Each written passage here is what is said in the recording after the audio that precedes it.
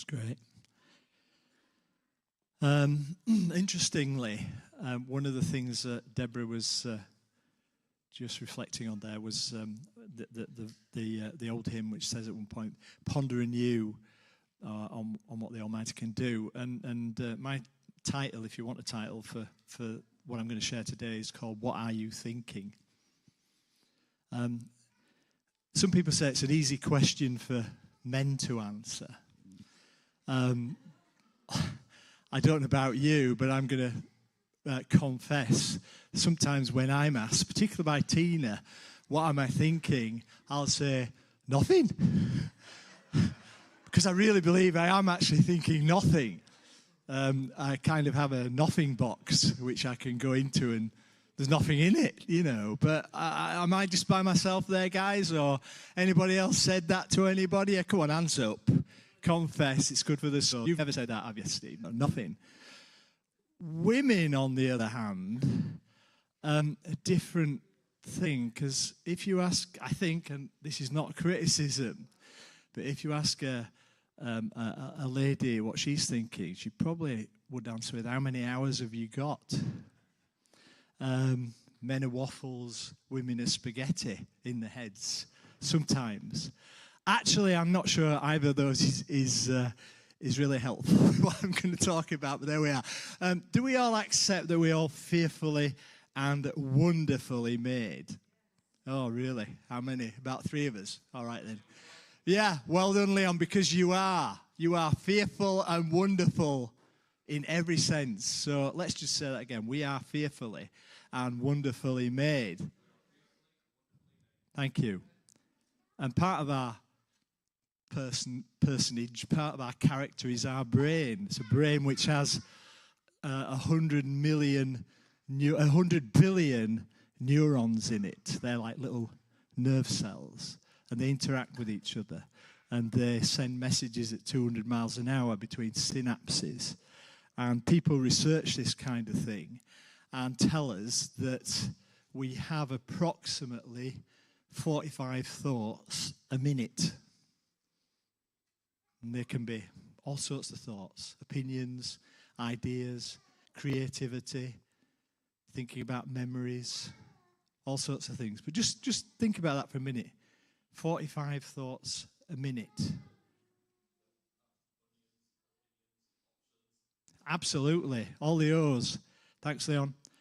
And that means you generally, typically, might have 50 to 60,000 thoughts a day.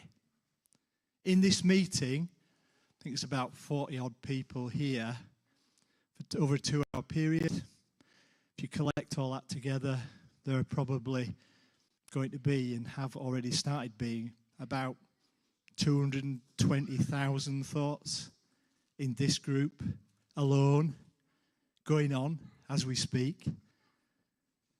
So the power that is in this small group of people today is enormous. Do you see that? You see the power of ideas and thoughts and opinions. The problem is that we're hardwired to have a negative bias.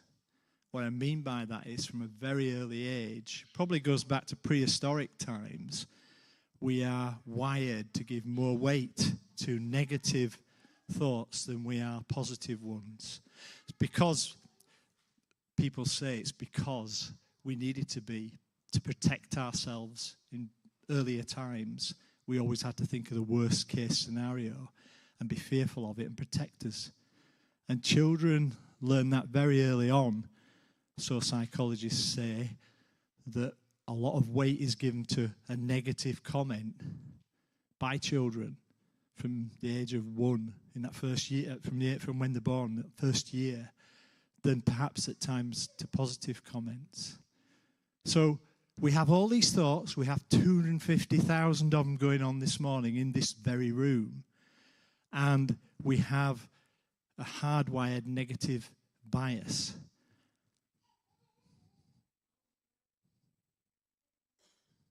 But if you look at the TV, if you look at social media, if you look at all these things, it gets encouraged.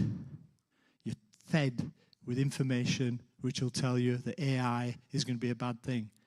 You're fed with information that says that wars are never going to end, that death and destruction surrounds us, that poverty is just a thing that we have to get used to, amen, etc., etc., etc.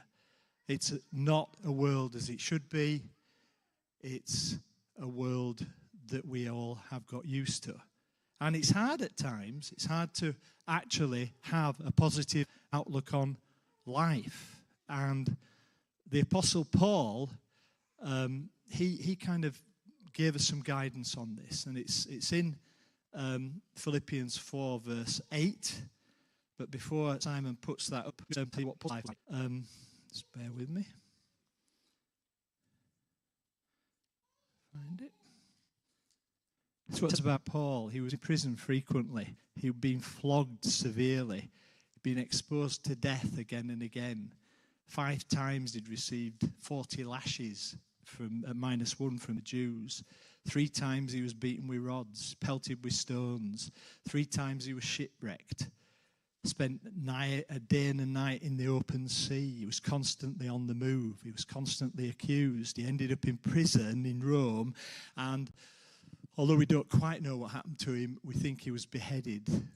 So Paul didn't have it easy in his life. And yet, in Philippians 4:8, he says this. At the end of what is quite an encouraging word in that, a book in that word, he says, "Finally, brothers and sisters, whatever is noble, what is right, what is lovely, what is admirable, anything is excellent, think about things. Think about such things." And that was Paul at the end of a time where he had every reason for focusing on the negative, and he encouraged us to do the same. So this is a good was freedom, power, select what our minds to. Grace, kindness, goodness, faithfulness, beauty, generosity, sacrifice, love, self-control, healing, joy, peace, forgiveness, peace, this goes on, gentleness, wisdom, honesty, the just few other ways that we could well in our lives. Because we're also surrounded by pivotal time. We're also surrounded by beauty. We're also surrounded by hindsight, the reason experience of that.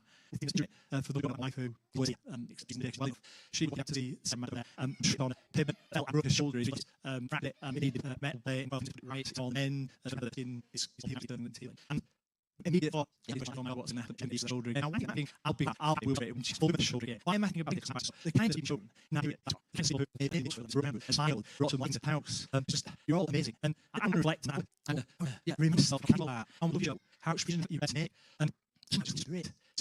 That's another position. That position for his amazing. Put a show in good days and days bad press, but not amazing. Who kind who love you. And I'm really associated with this particular is whatever.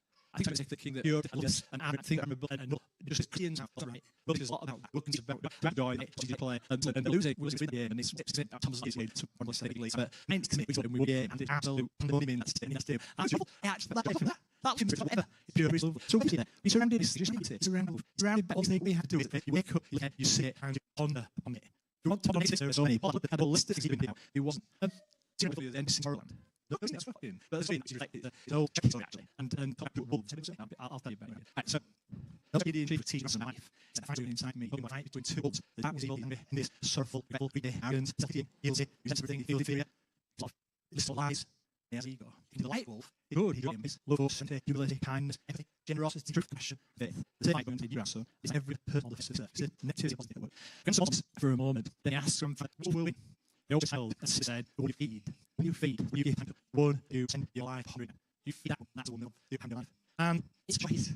Lots of things on in life, all time, lots of negative. Like fucking knows, if you want to, there's always one positive to think about. Not why them all dead, but all there, big. And I just, same as in operation, I personally also for the booster kind of like the table down as well. But no, big is in a way that it's kind of repair chill, approach, miserable, the only thing they want to go do things like music, love this but the beauty thing, all you fly, it makes and so the choice and it's I'm checking you to you well. But this in this place, there and now, that we reflect on and element faith make better.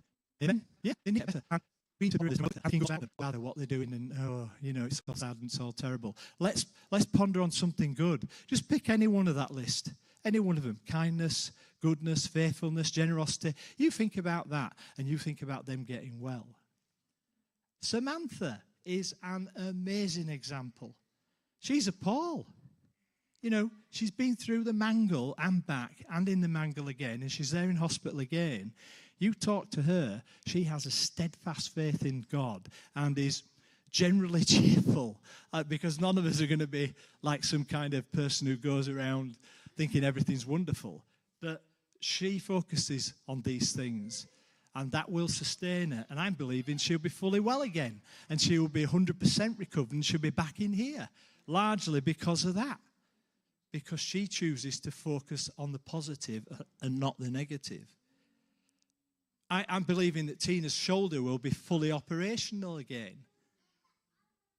Amen? Yeah, it will. It will, Steve. Stand up, Steve, a minute. He's a living example of all sorts of things, really. But in a positive sense, he could tell you his story about recovering from an illness which was going to kill you, wasn't it, Steve? No doubt about that. And there he is. Fit as a fiddle, like Steve. Yeah. Come on. You know, but we kind of just... Martin, where's Martin? Is Martin gone now? He's gone now. Martin, again, for those who don't know, Martin's a living... Do we celebrate? Do you think about Martin? Do you think about the recovery that he made? Do you think about how he was at death's door?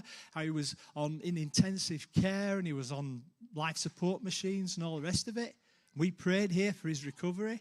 And now he stands at the back of the door, and he's back. And Adam, in fact, stood here and said, "I'll look forward to seeing you sat at the back there again." And he did. We forget these things so easily, and we take them for granted. But, you know, that kind of thing, this will be a place of healing. This will be a place of healing. Amen? We need to start believing this. It'll never happen if we don't, ever. If you want to make sure this place is some kind of meeting place where we just turn up and we just have meeting and we all go away and nothing happens in our lives, then just focus on the negative. Focus on that. It's all there. It's all there put out for you. Read the social media, look on the news. But I don't want to do that. I want to see this place grow. This will be a place of multiplication. Amen? Multiplication everywhere. Everybody's lives will be better. Everybody's lives will improve. And all those things that God says are available to us, we just have to choose to reflect and ponder and think on those things. And they will happen. Amen? Miracles. When was the last time you saw a miracle in this place? Right now on a Sunday morning. Anybody? No? Go on, Leon.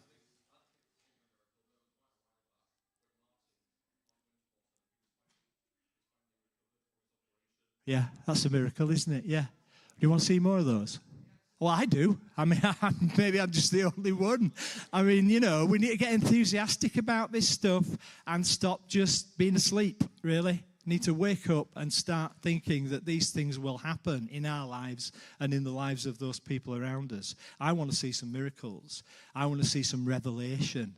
I want to see some chains broken. Yeah? We talk about these things. You know, we need to get enthusiastic about them. And I think the way we start is by thinking about what is good. Oh, it's gone.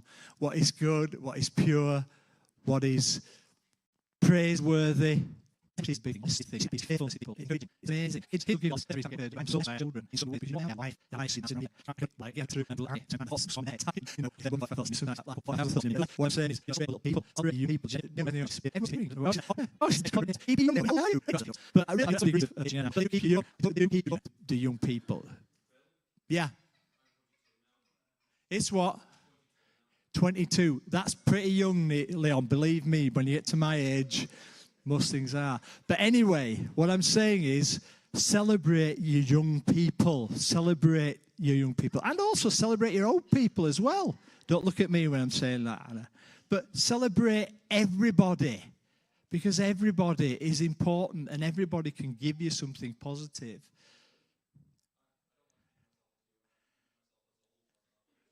All right, okay. Well, there we go. Can I just say this as well? I think it's about time that loneliness was banished in this place. Anybody who has experienced loneliness, it needs to go. Amen? We need to get enthusiastic about these things. If we don't start thinking that there will be nobody who is lonely in this place ever again, it won't happen. And we all have a part to play when God reminds us about things, people, to bring them in, get them included. Let's be together. Let's be a family. Does it make sense? Yeah? Amen. Life groups are a great way of doing that. If you're not in one, then come and see us, come and see Margaret, and we can sort that out. So, all I'm really encouraging you to do over this next, let's say, forever now, for the rest of your life, let us just concentrate on the positive. Let us just think of what Paul thought about and just let that guide your life. Accept that in reality, we don't live in some kind of world where we tiptoe through the tulips and nothing bad happens. Let's accept that there will be negative thoughts in all of us. Some of our 250,000 thoughts this morning in this place, surprise, surprise, will be negative. But don't focus and ponder on them. Ponder on God. Ponder on good things. Ponder on positive things. Now, easy thing to say. I think it's actually fairly easy to do, really, because there's always something to be thankful to God for. Even if it's just your life, thank Him for it, because life's an amazing gift. We are all amazing gifts to each other. I think you are anyway. So, and that's not just because some of you brought me food over the last 2 weeks. I actually do. Yeah. And we need to celebrate that. We need to think positively about these things. Amen? I think that's all I want to say today. I have got Anna. You want to go? Yeah, you can be positive. If it's going to be negative, you can't go up here. No, because we've had enough of that. Yeah? Come on then. Just echoing what Phil said as he was preaching. This song came into my head, which we used to sing all the time at school in assembly, and it's called Accentuate the Positive by Johnny Mercer, and I just felt to say the lyrics. So it says, you've got to accentuate the positive, eliminate the negative, latch onto the affirmative, don't mess with Mr. In-Between. You've got to spread joy up to the maximum, bring gloom down to the minimum. Have faith, or pandemonium is liable to walk upon the scene. To illustrate my last remark, Jonah and the whale, Noah and the ark. What did they do just when everything looked so dark? And then it repeats. You've got to accentuate the positive, eliminate